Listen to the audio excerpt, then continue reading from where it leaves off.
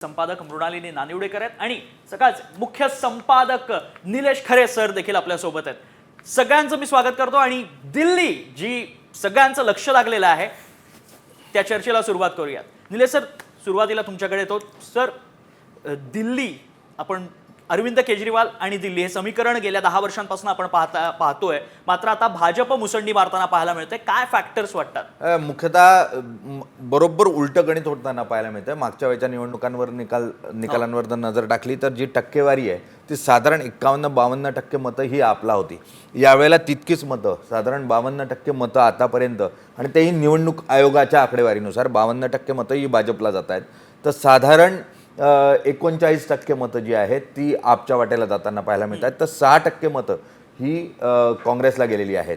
बरोबर उलटं गणित होतंय। 12% मुसंडी मागच्या वेळेला आपण मारली होती, ती साधारण 12 ते 13% मुसंडी ही या ठिकाणी भाजपनं मारल्याचं चित्र पाहायला मिळतंय। आणि त्यामुळे जितक्या जागा आपकडे होत्या मागच्या निवडणुकीमध्ये तितक्या जागांपर्यंत ही मुसंडी भाजप मारताना पाहायला मिळू शकतं।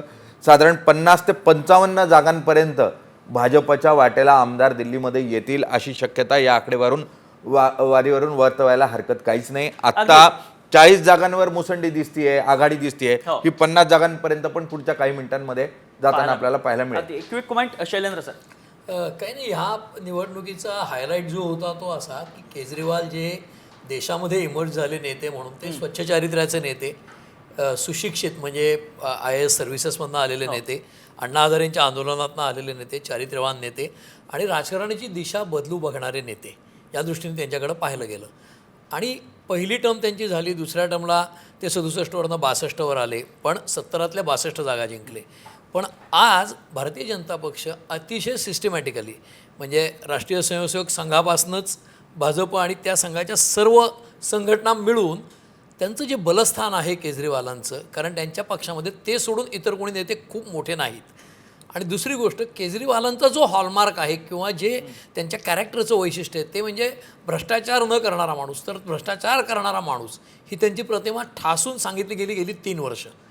त्यांचा राजवाडा असेल शाही, म्हणजे जे काय मोठं घर आहे ते, त्याच्यानंतर लिकर घोटाळ्यातलं स्कॅममध्ये ते स्वतः आज जाऊन आलेत, ते राजकीय हेतूने टाकलं तरी सुद्धा चारित्र्य हनन झालंच आहे।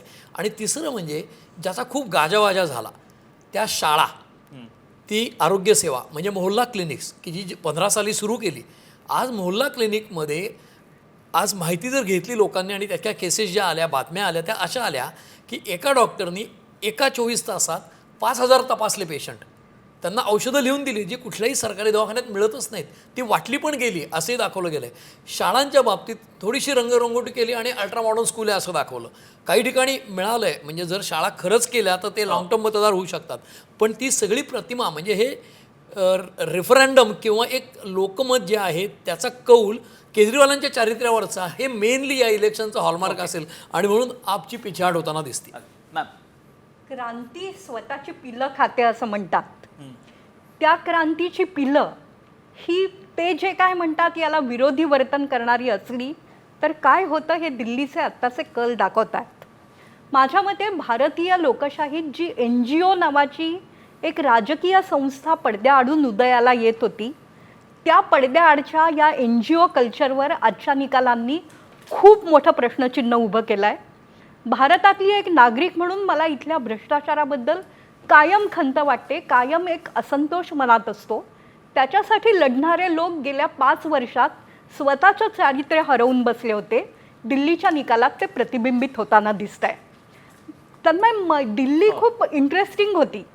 लोकसभेत भाजपला मतदान करणारा तेवढाच्या तेवढा वर्ग आपला विधानसभेत मतदान करत असायचा, तसं झालेलं दिसत नाही।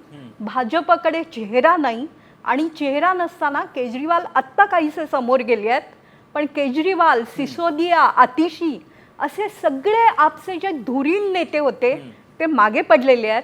आणि अण्णा हजारेंच्या आंदोलनातून जे काही चेहरे समोर आले होते ते स्टार्टअप युनिकॉर्न होता होता पूर्णपणे आपटलेलं आत्ता दिसत आहे। निश्चितच मॅम, आपल्यासोबत वरिष्ठ पत्रकार सागर कुलकर्णी सोबत लाईव्ह जोडले गेलेले आहेत। सर, आपण पाहतोय दिल्लीमध्ये अतिशय मोठा फेरबदल आपल्याला पाहायला मिळतोय, एकंदरीत सत्ता बदल होणार असंच काहीचं चित्र आतापर्यंत दिसतंय, यामागची नेमकी कारणं काय असू शकतात, काय म्हणाल?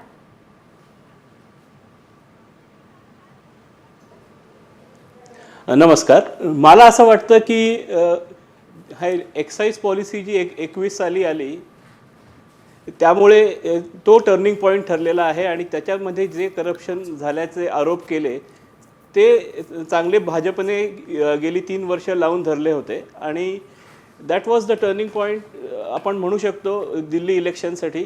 आणि एक जी क्लीन इमेज अरविंद केजरीवाल यांची होती त्याला त्यांनी तडा गेला आणि कॅम्पेन वगैरे एवढी चांगली करून भाजपनी एक विजय मिळवलेला आहे.